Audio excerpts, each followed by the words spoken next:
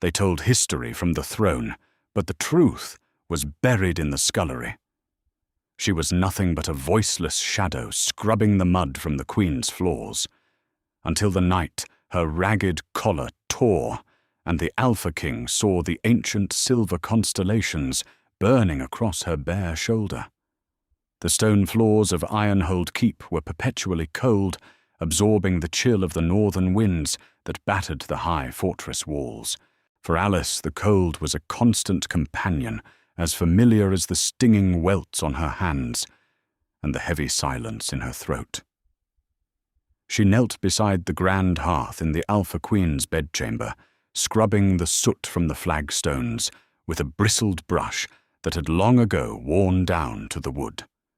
Her breathing was shallow, measured, designed to make her as invisible as possible. In the werewolf kingdom of the Silver Peaks, weakness was a sin, but silence was a death sentence. Alice was a mute servant, a girl of no lineage found wandering the edge of the Whispering Woods over a decade ago. She had been taken in, not out of mercy, but for cheap labor. She was the property of Queen Genevieve, a woman whose beauty was as legendary as her cruelty. "You missed a spot, you filthy little stray," a sharp voice snapped, cutting through the crackle of the fire. Alice flinched, but did not look up. She shifted her knees on the unforgiving stone and scrubbed harder at a phantom stain. Queen Genevieve paced the length of the room, her silken robes trailing behind her like liquid gold. She was a vision of perfection, with hair the color of spun sunlight and eyes like shattered ice. But Alice knew the truth of the Queen. She knew the sour scent of insecurity that rolled off Genevieve when she thought no one was looking. She knew the secret tonics Genevieve purchased from old healer Bartholomew in the lower village tonics designed to mask her scent, to artificially sweeten her aura, to mimic the smell of a true fated Luna. Because Genevieve was not the Alpha King's fated mate. 5 years ago, King Alistair had been desperate to unite the fractured northern packs after the brutal siege of the northern ridge. House Ashcroft Genevieve's family held the largest army. A political marriage was forged. Genevieve had convinced the council and the king that the moon goddess had blessed their union, pointing to a faint, crescent-shaped birthmark on her wrist as proof of destiny. It was a lie built on forgery and dark enchantments, a truth Alice had discovered entirely by accident one evening while cleaning the Queen's vanity, finding the pots of alchemical ink hidden beneath the floorboards. But Alice could tell no one, not just because her vocal cords had been mysteriously severed in her childhood, leaving her completely mute, but because she harbored a far more dangerous secret of her own. Beneath the rough, itchy burlap of her servant's tunic, tracing the line of her left collarbone and cascading down her shoulder blade, were the true marks. They were not mere birthmarks or tattoos. They were luminous, intricate runes of the ancient lichen tongue, depicting the intertwined phases of the moon and the spirit wolf. They pulsed with a faint, silvery heat whenever the Alpha King was near. They were the undeniable, irrefutable brand of the true Luna. Alice did not know how she came to have them. Her memories before arriving at Ironhold were a fractured haze of smoke, screaming, and the scent of burning pine. All she knew was that to reveal the marks was to invite death. Queen Genevieve would skin her alive before letting a voiceless scullery maid challenge her throne. So Alice covered them. She smeared hearth ash and mud over her skin, kept her collar tightly laced, and kept her head bowed.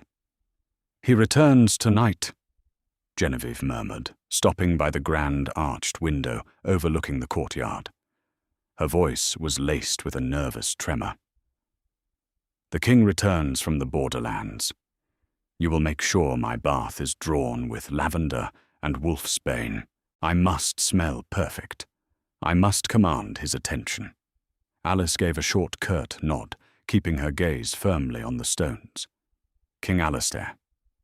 Just the thought of his name made the runes on Alice's shoulder tingle with a sharp, electric warmth.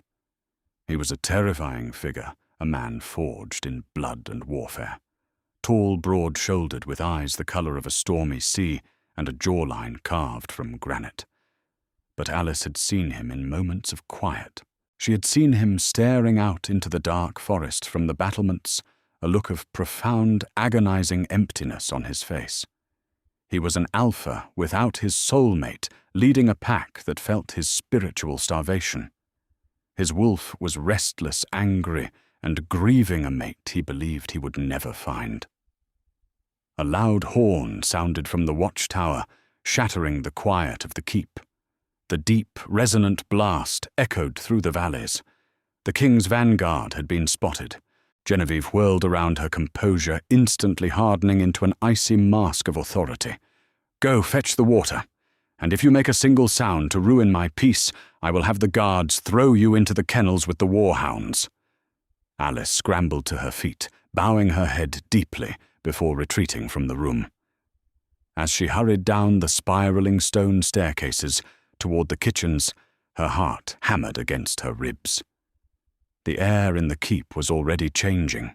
The heavy oppressive atmosphere brought on by Genevieve's rule was shifting, replaced by the overwhelming, intoxicating scent of pine needles, petrichor, and raw power.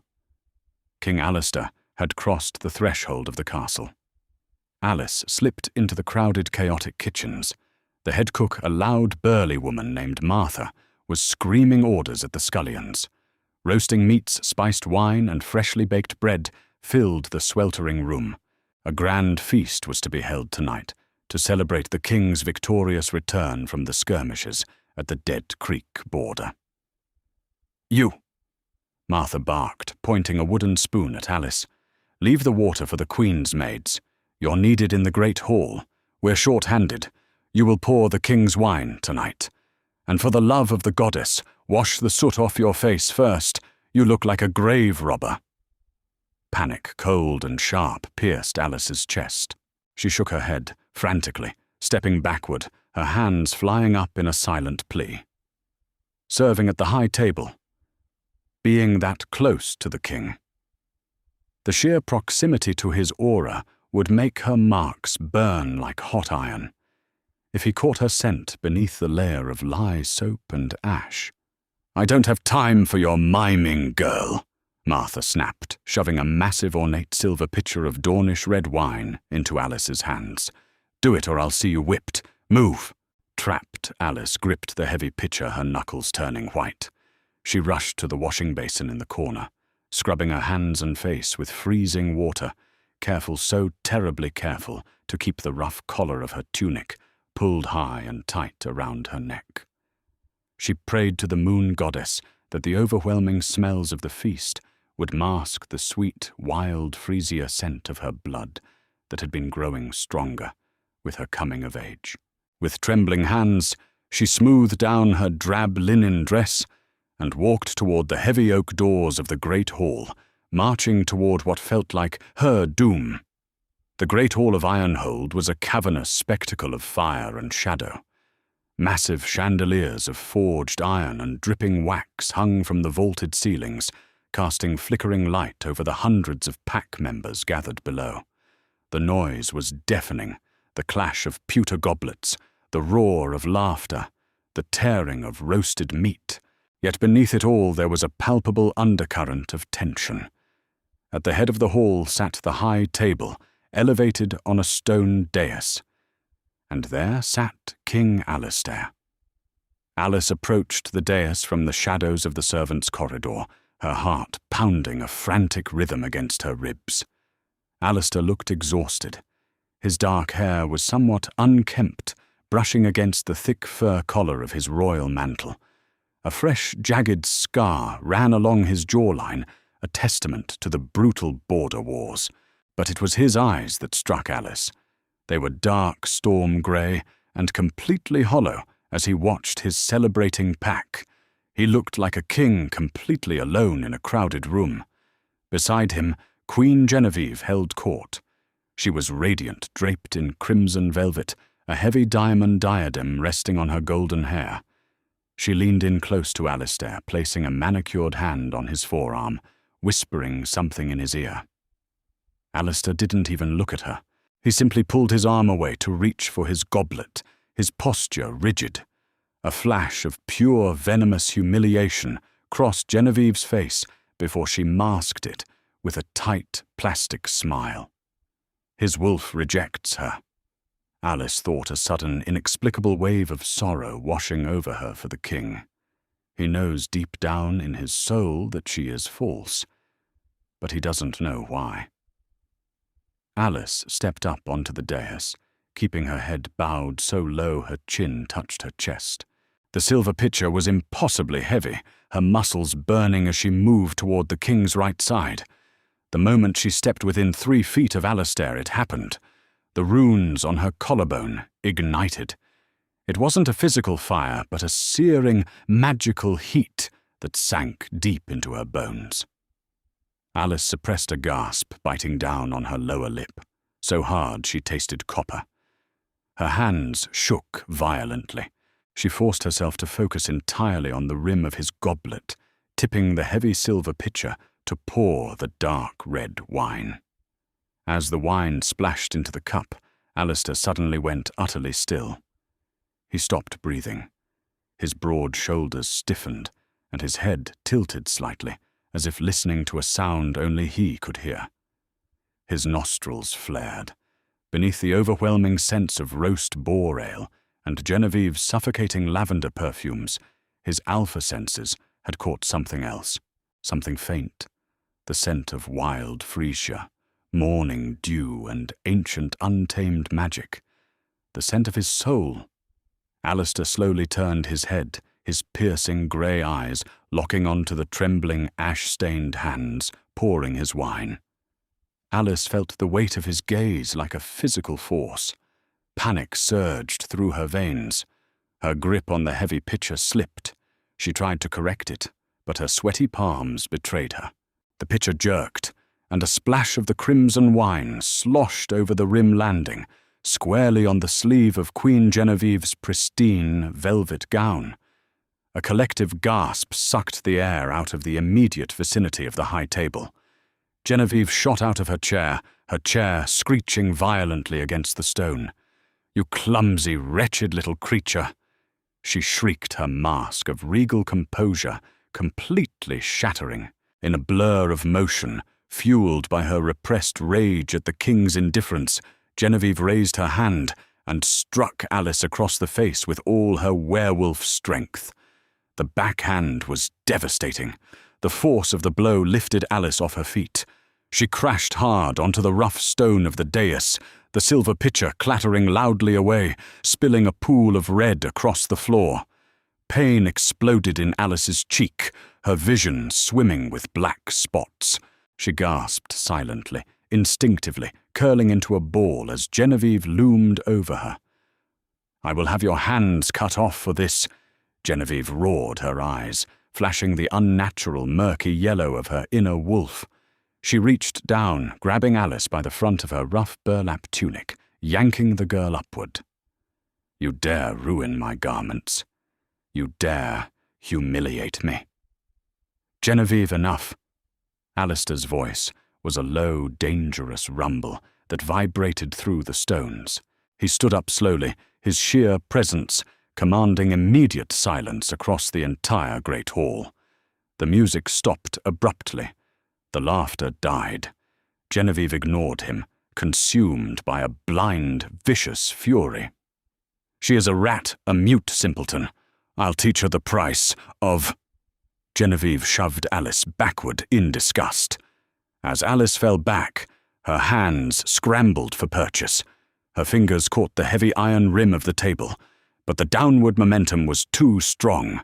The tight fraying laces at the neck of her servant's tunic strained, and with a sickening rip, the rough fabric tore diagonally from her neck all the way down to her left shoulder. Alice hit the floor, gasping for the air that had been knocked from her lungs. She froze, a horrifying coldness washing over her exposed skin. The hearth fire behind the table blazed brightly, casting its golden light directly onto Alice's bare, pale shoulder. And there no longer hidden by burlap or mud, the marks came to life. Triggered by the intense proximity and the sudden surge of adrenaline, the ancient lichen runes began to glow. They pulsed with a brilliant, undeniable silver luminescence, a crescent moon intertwined with the howling spirit wolf, wrapping around her collarbone and disappearing down her back. In a world where true mates were rare, the physical manifestation of the moon, goddess's blessing, was a myth spoken of only in dusty tomes. Yet here it was, undeniable, burning bright enough to cast shadows. The entire hall fell into a deathly, stunned silence. No one breathed. Genevieve stumbled backward, her face draining of all color. "No," she whispered, her voice trembling with absolute terror. "No, it's a trick. Dark magic." Alistair didn't hear her. He stepped over the spilled wine, his eyes locked onto the glowing silver runes on the servant girl's skin. His chest heaved as his inner wolf, dormant, depressed, and silent for years, suddenly slammed against his ribs with the force of a battering ram howling in absolute, unadulterated triumph. Mate. The word echoed in Alistair's mind, drowning out every other thought, every other sound. He slowly dropped to one knee beside Alice, his massive frame towering over her trembling form. He ignored the blood on her lip, ignored the dirt on her face. He reached out his large, calloused hand, hovering just inches above the glowing runes. Alice squeezed her eyes shut, waiting for the killing blow. She waited for him to accuse her of witchcraft, to side with his queen. Instead, she felt the gentle, searing heat of his fingertips trace the curve of the crescent moon on her collarbone. A violent shudder went through Alistair's body, a low, possessive growl vibrating from deep within his chest, a sound that made every wolf in the hall bare their necks in instinctive submission.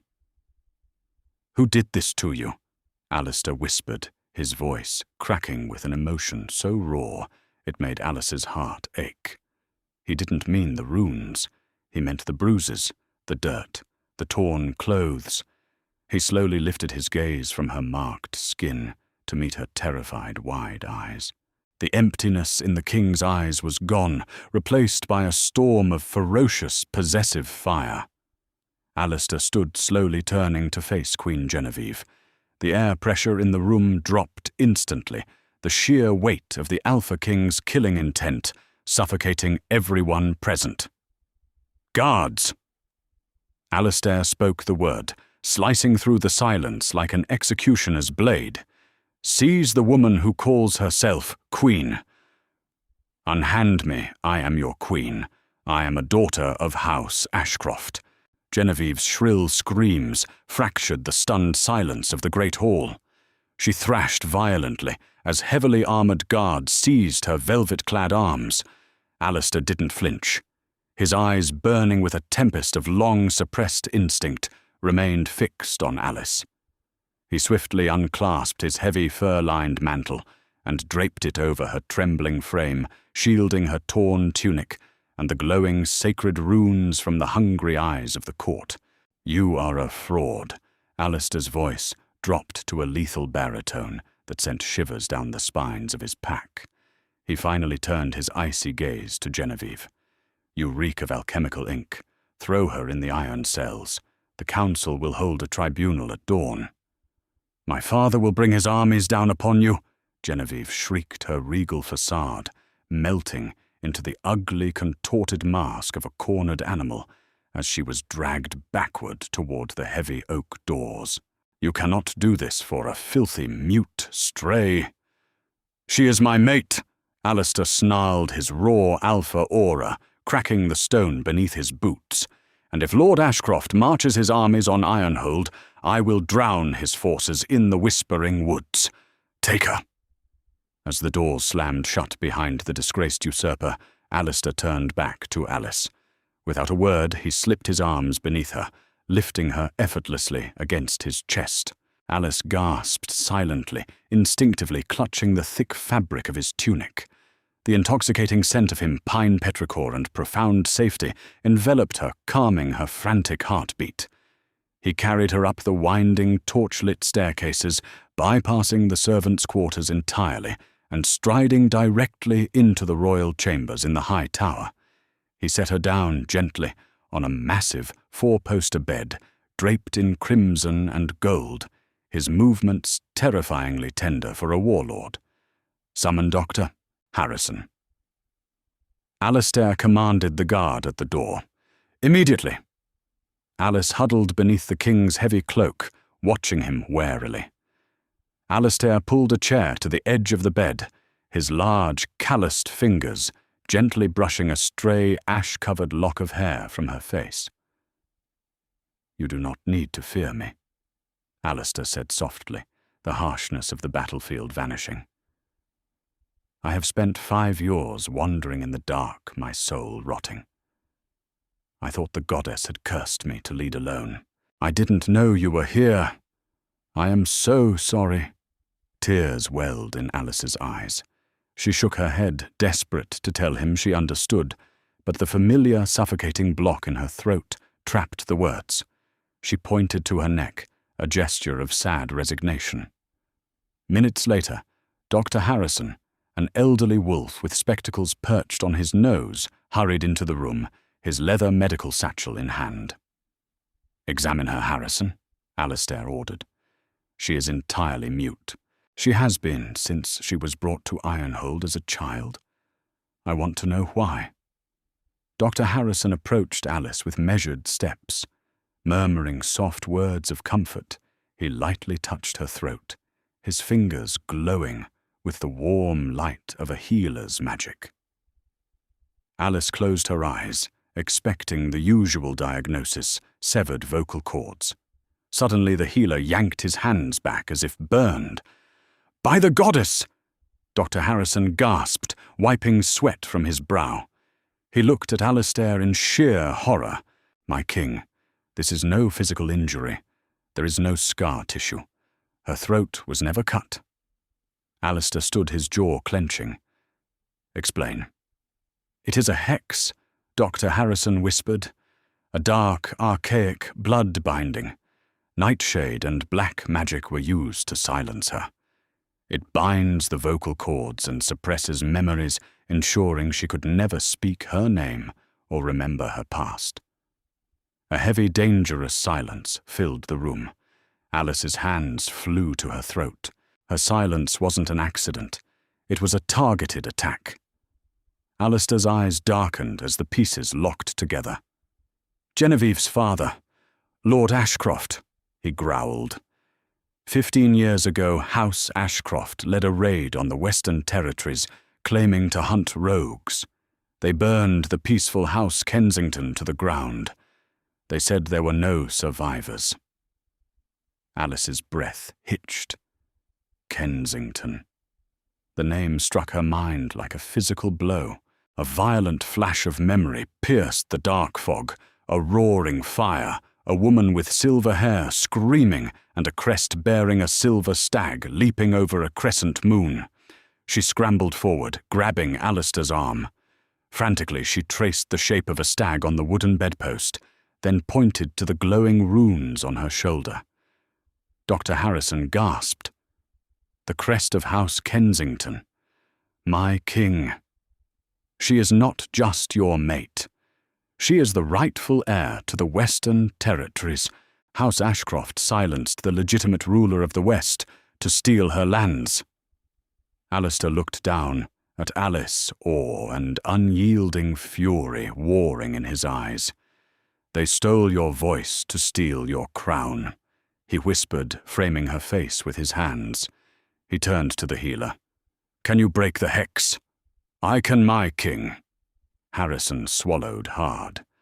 "But it requires tearing through the dark magic by force. It will be agonizingly painful, and it must be done tonight, before the magic realizes it has been discovered and tightens its grip." Alistair knelt, taking Alice's dirt-stained hands in his own. "It is your choice, little wolf," I will burn House Ashcroft to ash, whether you speak or not. You are my mate, and that is enough. But if you wish to reclaim your voice, I will hold you through the fire." For 10 years, Alice had been a silent ghost. With fierce determination burning in her chest, she squeezed Alistair's hands and gave a sharp, resolute nod. The dawn broke over the silver peaks, casting a pale, cold light through the stained glass windows of the High Council chamber. The room was a powder keg. Over 30 Alpha Lords and regional commanders murmured in furious, hushed tones around the massive circular stone table. At the centre of the unrest was Lord Harrington, a staunch ally of House Ashcroft. He slammed his fist onto the stone, silencing the room. "This is madness!" Harrington bellowed, glaring at the empty throne at the head of the table. "King Alistair has locked his lawful queen in the dungeons on the word of a hallucination. He claims a scullery maid is the true Luna because of some glowing trickery on her skin. We cannot allow House Ashcroft to be insulted in this manner. If Genevieve is not released by midday, her father's armies will march, and the North will bleed. The North will bleed only if it chooses to defend traitors." A deep, booming voice echoed from the chamber entrance. King Alistair strode into the room, clad not in his ceremonial robes, but in his dark leather battle armor. His sword rested heavily at his hip. He looked every bit the warlord who had conquered the northern ridge. He did not walk to his throne. Instead, he stood directly in front of the heavy wooden doors, crossing his arms over his chest. Genevieve Ashcroft forged a mating mark with alchemy to steal a crown. Alistair stated his voice a lethal calm that unsettled the agitated lords. She abused her power. She abused my pack, and worst of all, her family committed high treason against the realm. "Lies!" Harrington spat. "Where is your proof, my king? A mute girl who cannot even defend these outrageous claims. She does not need to defend them." A new voice rang out. It was a voice the council had never heard. It was slightly raspy raw from years of disuse and the agonizing magical purging she had endured throughout the night, but it was laced with an undeniable resonant alpha command that made every wolf in the room instinctively freeze. The heavy oak doors opened wider. Alice stepped into the council chamber. She was no longer dressed in the rough, itchy burlap of a scullery maid. She wore an elegant gown of midnight blue silk, simple yet undeniably regal. Her hair washed free of ash, and soot fell in soft, silver-blonde waves over her shoulders. The collar of the dress was designed to dip low on her left side, proudly displaying the intricate, glowing silver runes of the moon goddess's blessing. She walked with a grace that could not be taught in a scullery. It was the innate elegance of a bloodline forged in ancient magic. Lord Harrington sneered, though his eyes darted nervously to the glowing marks. "And who is this? You bring your silent pet to speak for you." Alice stopped beside Alistair. The king did not speak. He merely looked at her with a swelling, profound pride, yielding the floor to his mate.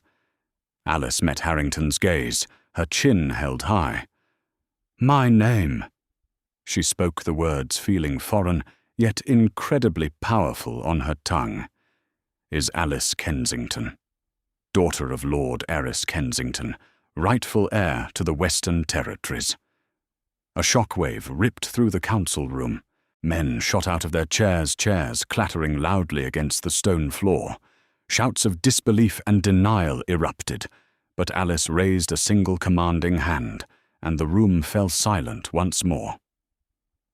15 years ago, Alice continued her voice, gaining strength and clarity with every syllable, House Ashcroft slaughtered my family under the guise of hunting rogues. They found me hiding in the cellar. Genevieve's father knew that killing a child of the true bloodline would curse his lands forever. So he had a witch bind my voice and my memories. He threw me into the woods to die of exposure. And when I wandered to Ironhold, Genevieve kept me as a slave to mock the ashes of my house. She stepped forward, her eyes blazing with silver light, the aura of the true Luna washing over the room. It was a suffocating, beautiful power, a feeling of absolute maternal protection, mixed with a predator's deadly intent.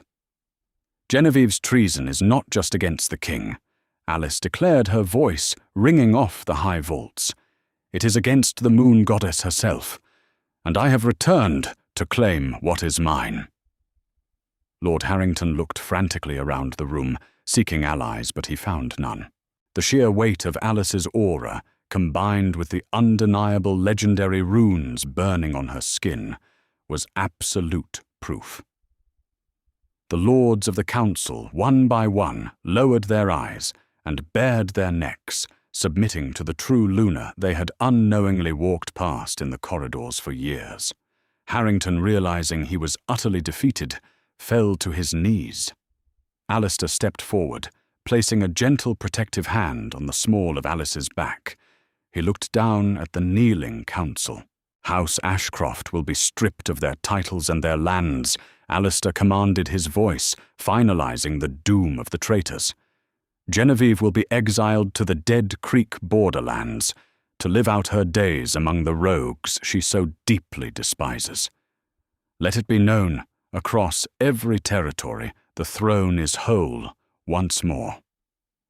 He turned to Alice, the hard edges of the Alpha King melting away, leaving only the devoted mate beneath. In front of the entire council, Alistair dropped to one knee, taking her hand and pressing his lips to her knuckles. "My Luna," he murmured loud enough for all to hear. "My heart, my voice." Alice smiled, a genuine, radiant expression that illuminated the dark, cold stones of Ironhold. She reached down, pulling her king back to his feet, her fingers naturally intertwining with his. The shadows that had long haunted the keep finally broke, replaced by the dawn of a new, unbreakable reign. Did the Alpha King's ultimate revenge leave you breathless? If you loved this epic tale of betrayal, hidden royalty, and fated mates, hit that like button and share. Alice's triumph with your friends. Don't forget to subscribe to our channel for more heart-pounding werewolf romances and fantasy dramas every week. Drop a comment below. What would you have done to the fake queen? See you in the next story. Alice Kensington, Alistair Genevieve Ashcroft.